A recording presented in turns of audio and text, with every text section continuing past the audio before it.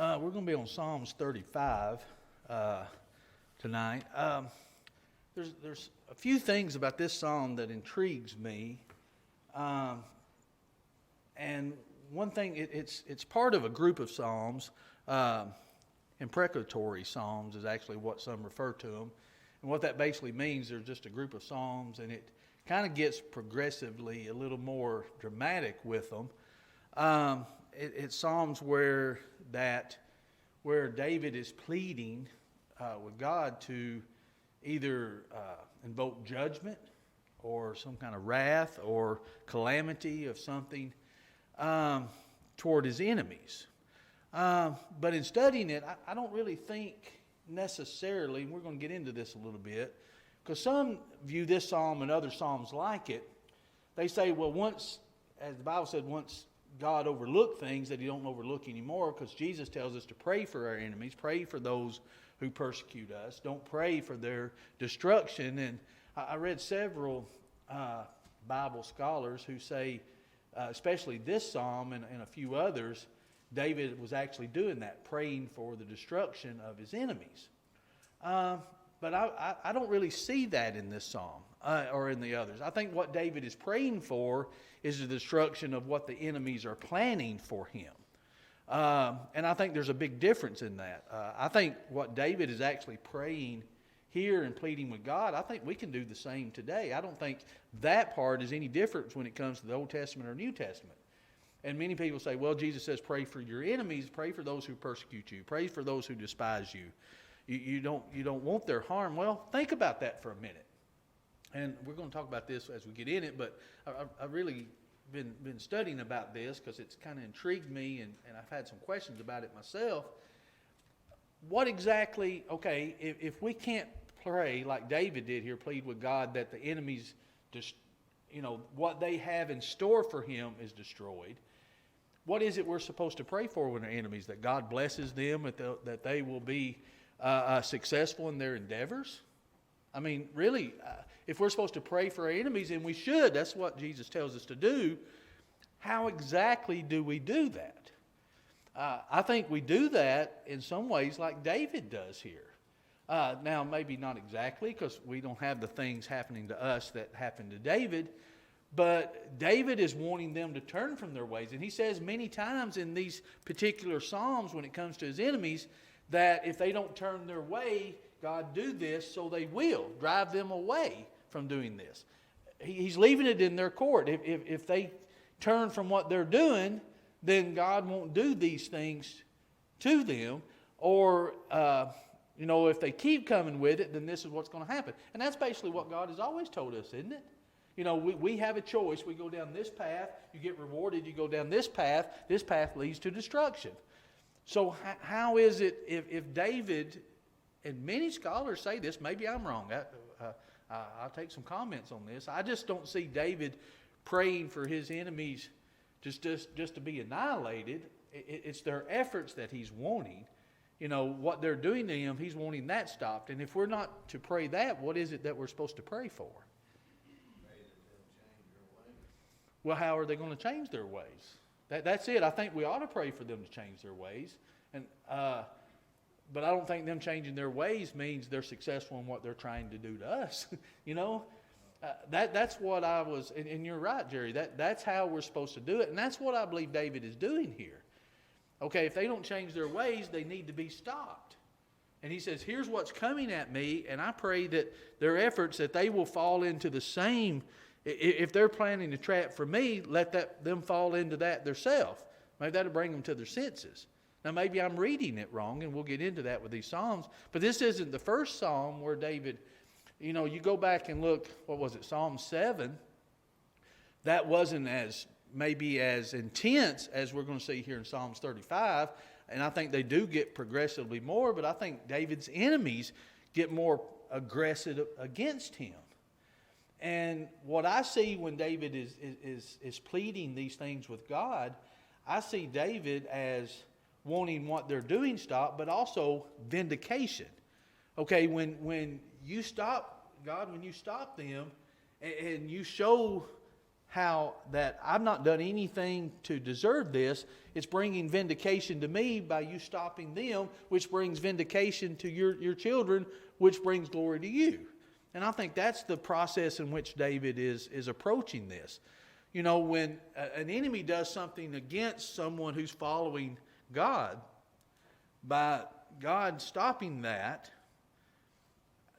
not only stops that evildoer, but it also vindicates the one that they're doing that to, which is the follower of God. And that's what I think you see out of David here many times. Now, again, should we pray that, God, I hope my enemy gets out in the road and gets run over by a tractor trailer? I don't think that's the process at all. I think the Bible does condemn that. And I just don't see that that's what David is doing here. Maybe I'm not seeing the right thing. And many scholars think that it is. Many scholars think that what David says we couldn't do today, God overlooked that, but he doesn't overlook that anymore. I just don't see it that way. And maybe I'm wrong, but we can see it as we go through here. Anybody got any thoughts about that when it comes to praying for your enemy? Pray they find a new target anyway. What's that? Find a new target. A new target? Yeah. And another thing that David is doing is, God said, vengeance is mine.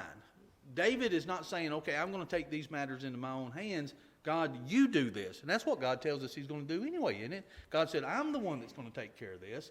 And David is saying, okay, God, you say you're going to take care of it. I actually need you to do that because they're about to kill me.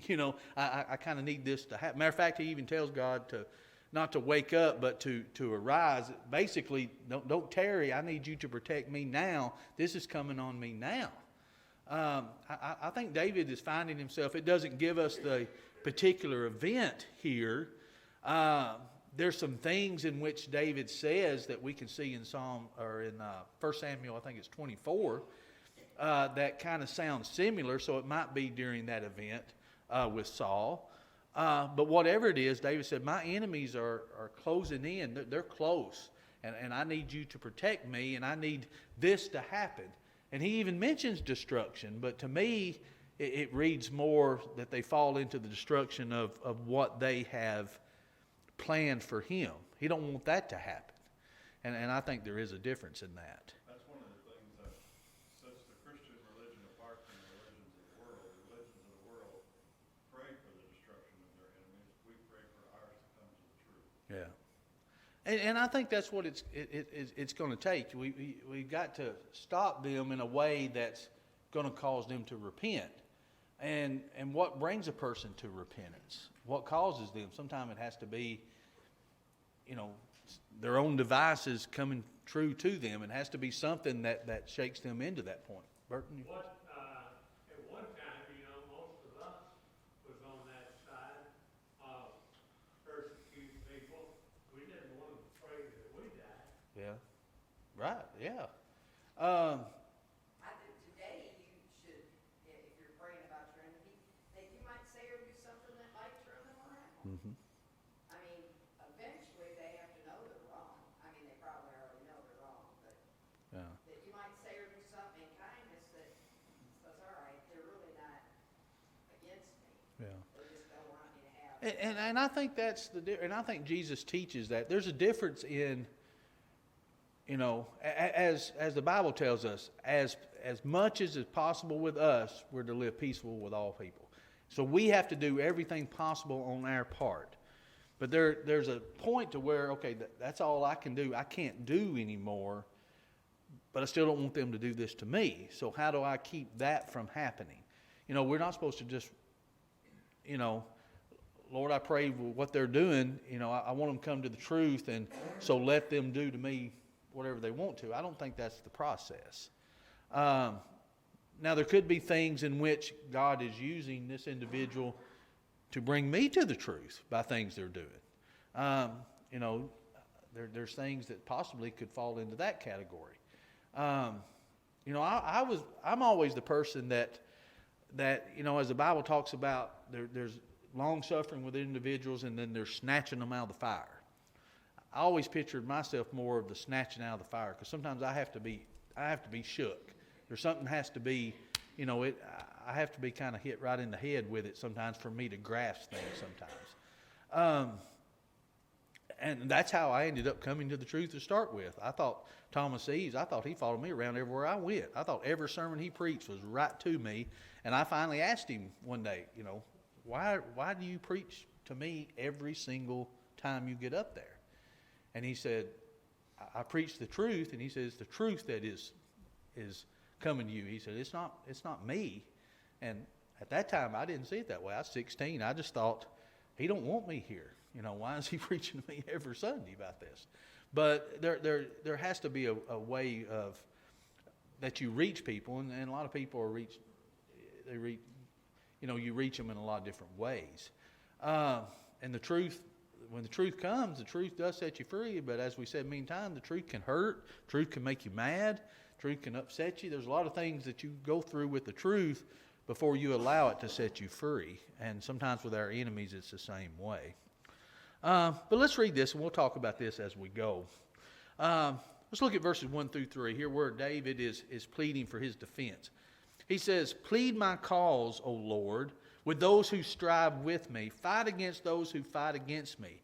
Take hold of shield and buckler. Stand up for my help. Also draw out the spear. Stop those who pursue me.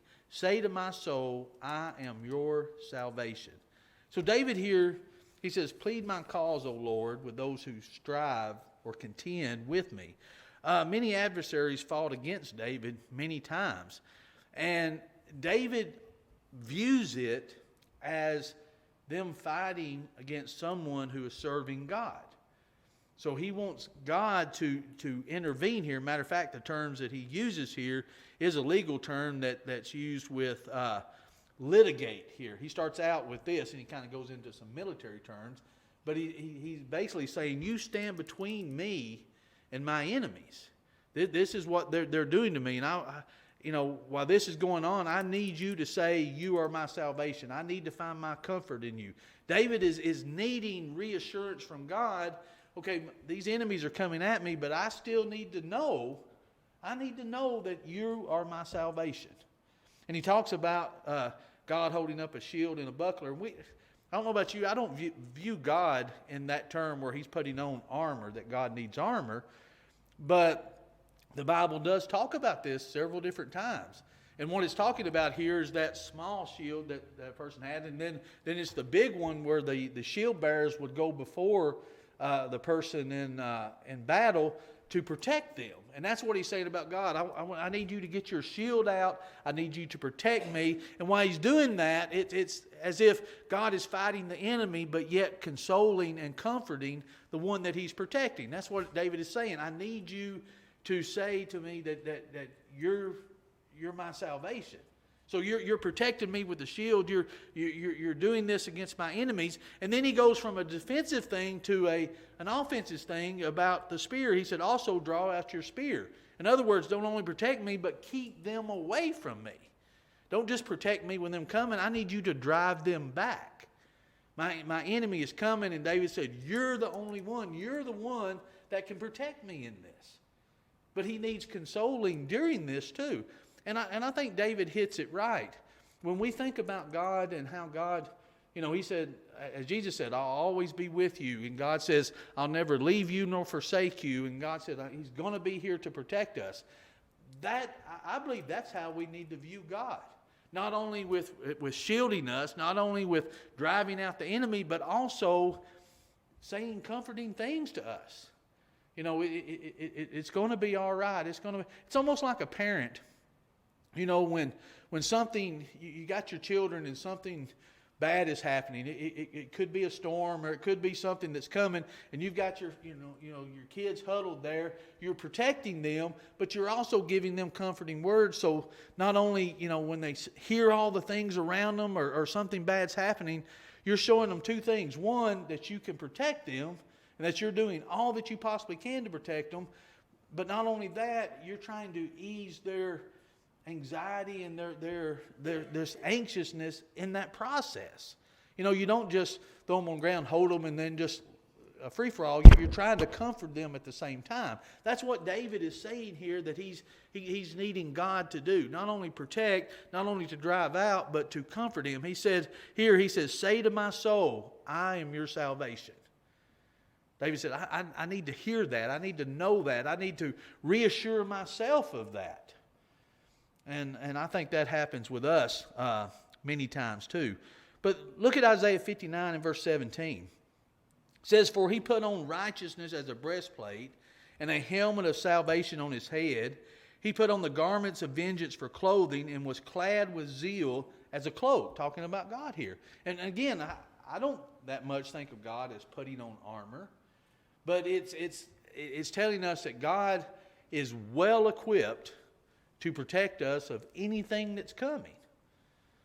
The only thing that he, I won't say that he can't protect us from, but is our own choice when we bring harm to ourselves. How is God going to stop that? We choose to rebel. He's here protecting us, but we may choose to be outside of that protection. Just like Hebrews 10 and 26 says, if we sin willfully, there remains no more sacrifice for us. Jesus' blood continues to cover us as his children. But if we step out of that flow of blood, then guess what? The covering's over here, the protection's over here, but we're outside of that. We made that choice to get out of that protection. God didn't move. He didn't move out of the way and tell the enemy, have at it. We moved. We made the choice. And David is saying here, God, I need to stay in your protection. I need to stay in what you're doing for me. And he tells him again, draw the spear, keep them at bay. Look at verses 4 through 8. He says, let those be put to shame and brought to dishonor who seek after my life. Let those be turned back and brought to confusion who plot my hurt. Let them be like chaff before the wind. Let the angel of the Lord chase them. Let their way be dark and slippery. Let the angel of the Lord pursue them. For without cause they have hidden their net for me in a pit, which they have dug without cause for my life. Let destruction come upon him unexpectedly. And let his net that is he has hidden catch himself into that very destruction. Let him fall. So think about this. This is really the section that many, I say many, several that I read. Not all of them, but most of the ones that I read had a problem with. They said a Christian couldn't pray this today. They couldn't plead with God. God wouldn't tolerate this like he accepted it with David. But notice again what he's saying here. Let's go back and look at this. Let those be put to shame and brought dishonor who seek after my life. Is that saying this person ought to be destroyed? Is that what that says? It says, let them be put to shame and dishonor who seek after my life. There has to be something that causes them to realize what they're doing is wrong. So let them be put to shame. Let those be turned back and brought to confusion. He didn't tell him to kill them there. Who plot my hurt, let them be like chaff before the wind. Now, anytime the Bible usually talks about chaff, what do they do with the chaff? They burn it, don't they?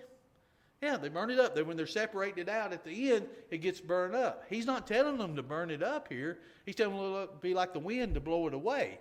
David's wanting his enemy away. He's wanting the danger part away, and I think that's what he's saying here. He says, let the angel of the Lord chase them. Let their way be dark and slippery. Let the angel of the Lord pursue them. For without cause they've hidden. He said they prepared this net and this pit. They dug out. Notice, here it is. Let destruction come upon him unexpectedly. Let his net that he has hidden catch himself into that very destruction. Let him fall. So is David talking about the person being destroyed or their efforts being destroyed? I mean, just don't agree with me, agree with me. Do you think that too? I mean, you right here, Gary. We're right there. We think alike. Not most people want to think like I do, but I mean, really think about that. He said, "Let destruction come upon them quickly." Okay, they've planned this, so it's going to be unexpected for them to fall into that same trap in which they did for David. And he says here at the end, he says, "Into the very destruction, let them fall." Into that very thing in which they planned for me, let that happen to them. Now, is that a hateful prayer? Is that saying that he wants his enemies annihilated? I don't know. It could be. I just don't see it that way. I see it as him saying the plans in which He wants God to stop what they're planning for him and let the very thing that they do for me, let it fall back on them.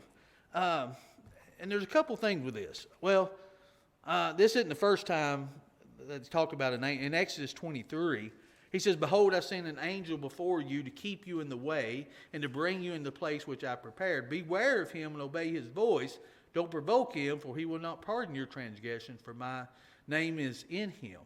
But if you indeed obey his voice, do all that I speak, then I will be an enemy to your enemies and an adversary to your adversaries." So David is not asking something of God that God hadn't done before. And God says, here's what's going to go before you.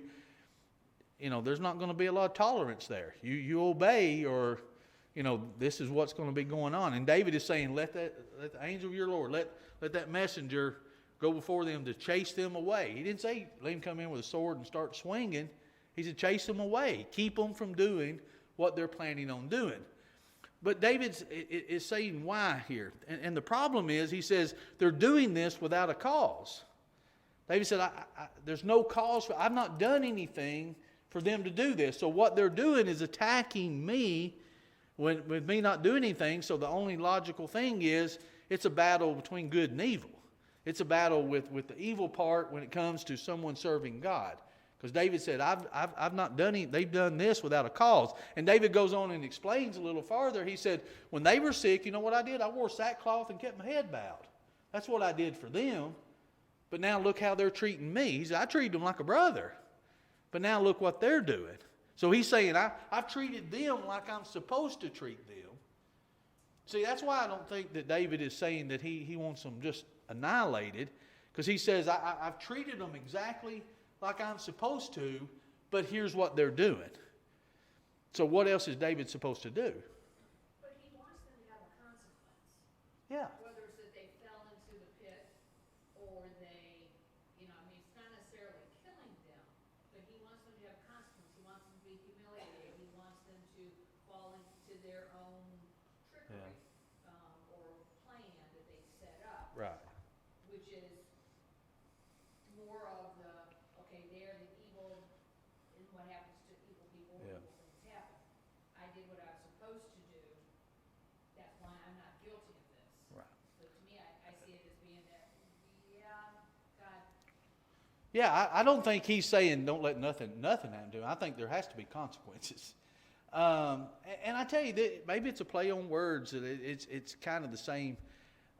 And I know there is a fine line here, because it really determines, it really brings a light on the person that's doing the pleading and the praying, their attitude toward them.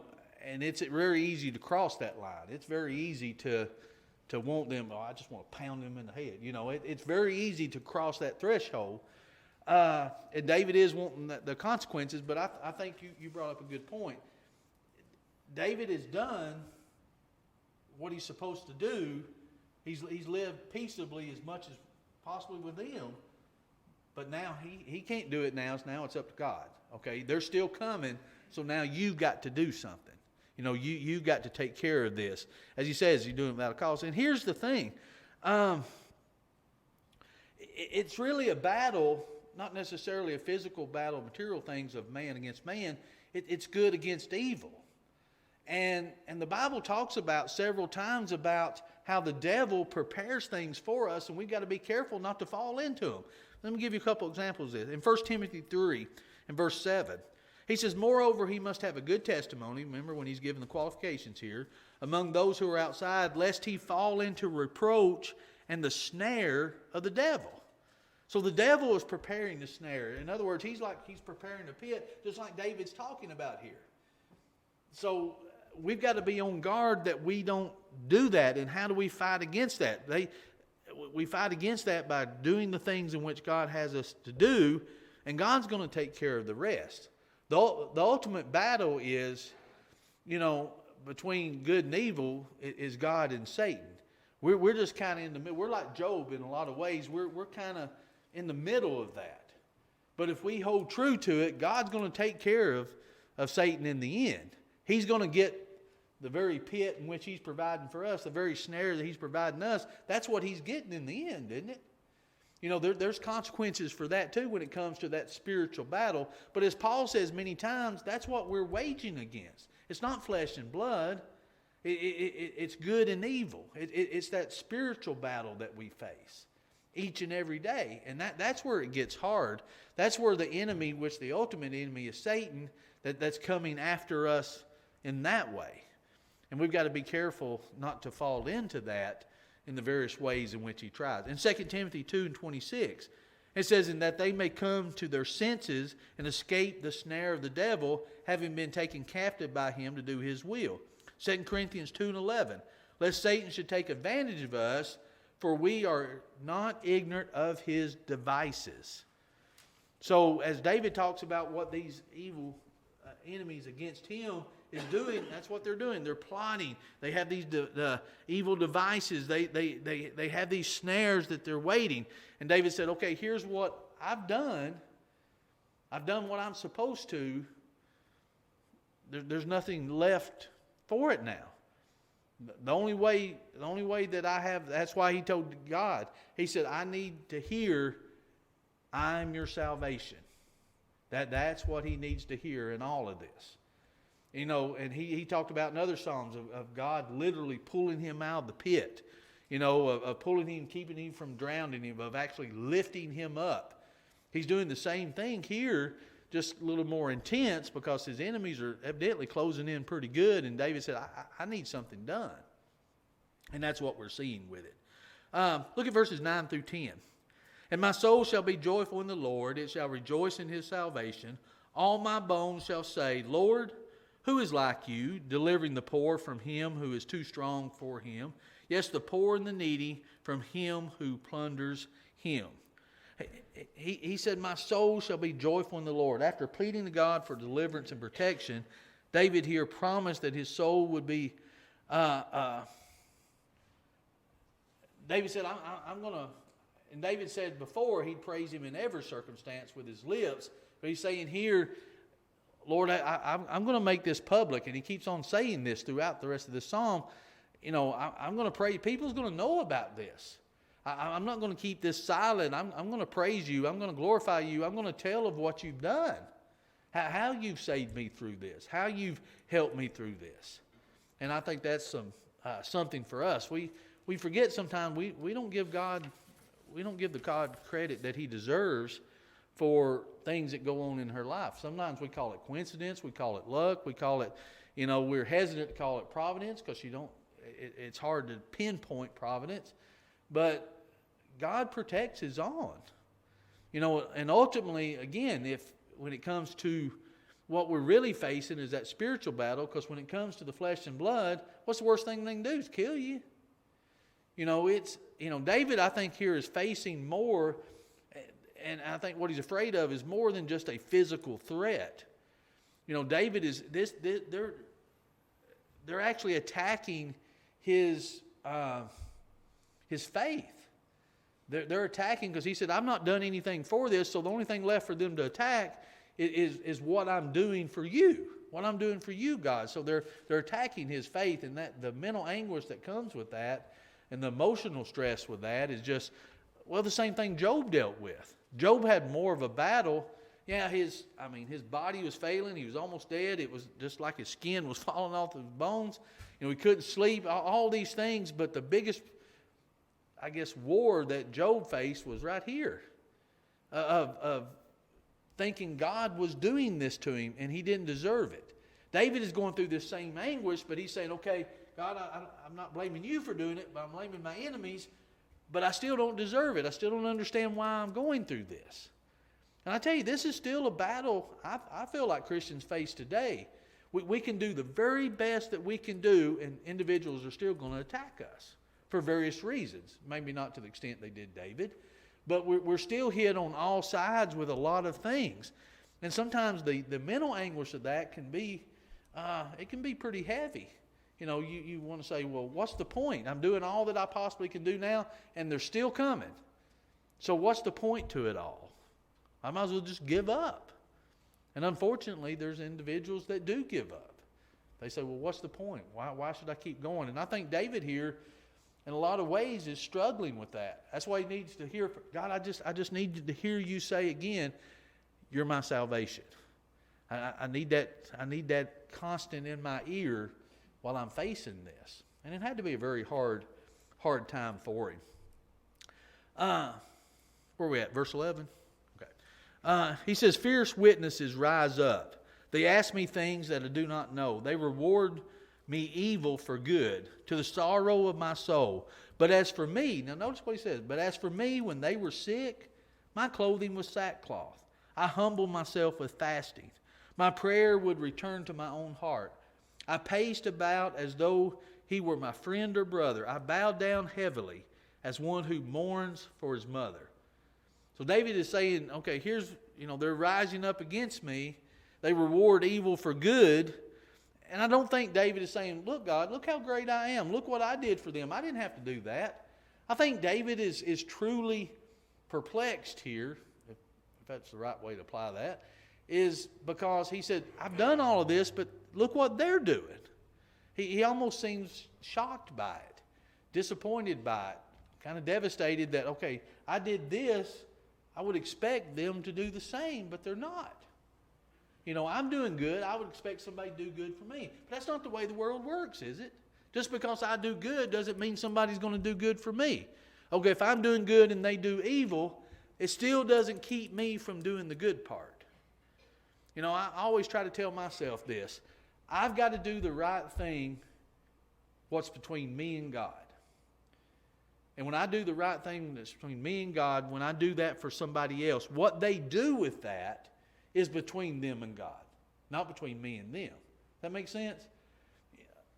You may help somebody, but they may be a scam artist and they do something bad with it. Well, the right thing for me to do is to help in all good conscience to the best of my knowledge that I know. If they do the wrong thing with it, that's between them and God.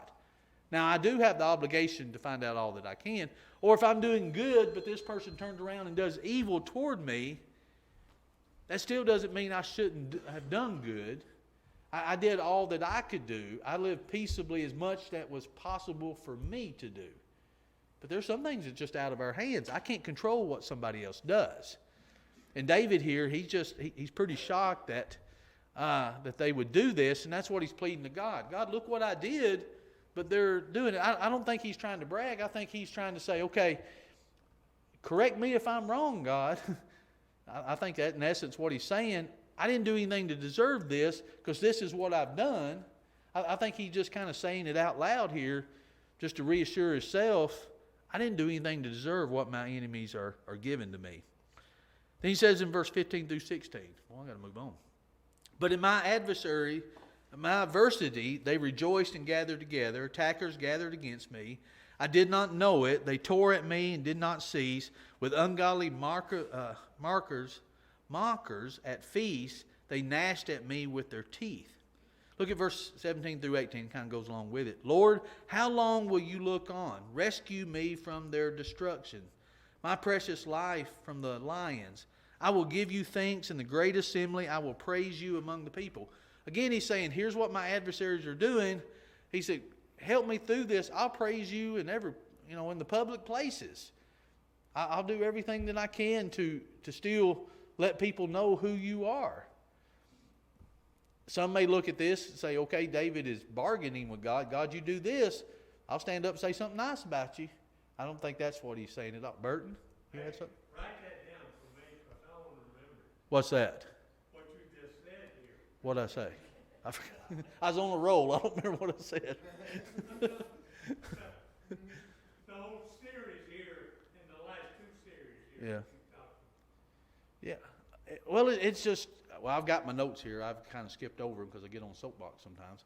But, I look at this and I get excited about it because I struggle with these things.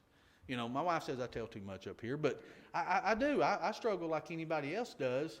We're all the same in a lot of different ways. We just, kind of act different on certain things of things we get approached with. But, I struggle with, okay, you still do all that you can do. Then what do you do when this keeps coming? You know, what do you do when it keeps just coming on you? You want to do more. I found out by Eric, you can honk a horn with a godly attitude. So, you know, you can do that. I was glad to hear that. But then what else? You know, I mean, really, and that's where I say you got to be careful not to cross the line. You just have to turn some things over to God and keep doing the best that you can do, and have that assurance that, and to me, I'm telling you, it may sound awful, there's satisfaction in knowing the enemy ultimately won't get away with it, will they? In the end, they will not get away with it. We will, as Christians, be vindicated. And I think we have to keep telling ourselves that. But David here, in a more practical sense, he's facing it hard.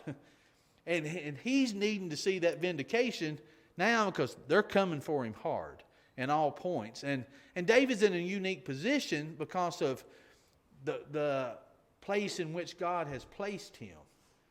And I think David understands that responsibility, and I think it kind of weighs on him that this is still happening with God put him in the position that he's in to begin with. Verse 17 through 18. No, we got that one, didn't we? Let's move on just a little bit. Starting at verse 19. He says, "Let them not rejoice over me who are wrongfully my enemies, nor let them wink with the eye who hate me without a cause. For they do not speak peace, but they devise deceitful matters against the quiet ones in the land." And I like how David says this, because what he's talking about, okay, you've got individuals, you take a Christian who says, I'm not going to get caught up in all this. I want to live my quiet life. I want to live a peaceful life. I want to do the very things that God wants me to do, doing to the best of my ability, and I just want to have a peaceful life. And David is saying, here's what the enemies are doing to those individuals, those that are in the quiet ones in the land, the ones who they shouldn't be doing anything to, but they are, simply because they're serving you, simply because they're serving God. But Jesus told his disciples that, didn't he? He says, they're going to hate you because they hate me. It's not who they are. It's not because they did something particular. Jesus said that hatred, when you go into a town, they're already going to hate you because they hate me and you follow me. And that's what it really comes down to when it comes to good and evil. The enemy's going to come simply because we're serving God. It may not be any other reason. Now, we got to be careful, make sure we don't give a reason. You know, there's blessings in suffering, but not all suffering is blessed, because we can bring it on ourselves. But if we're living the best that we can, the enemy's still going to come. And we've got to be ready for it. Well, Jesus said this in John 15 and verse 25. He says, "But this happened that the word might be fulfilled, which is written in the law. They hated me without a cause." I think Jesus was alluding to this here, of what David said. What did Jesus do to cause the hatred to him? Was he mean? Was he, spiteful? Was he going out, against his enemies and just trying to fight them? I mean, what did they really hate Jesus for? Huh?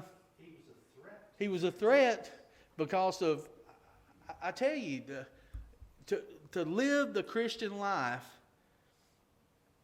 the biggest thing that it does, and Jeff hit it there, that's what Jesus did, it shines a light on whatever the evil is doing, and that's a threat. People do not like that. As Jesus said, they like the darkness. They don't like the light. That's the reason the enemies are coming after David. David is shining that light.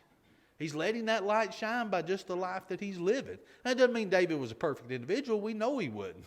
We know the things that he did. But here, the world's going to come just because they like the darkness and the darkness within itself. Let's move a little farther. He says, "Stir up yourself, awake to my vindication." See, here he doesn't think God's moving quick enough. He's needing something now.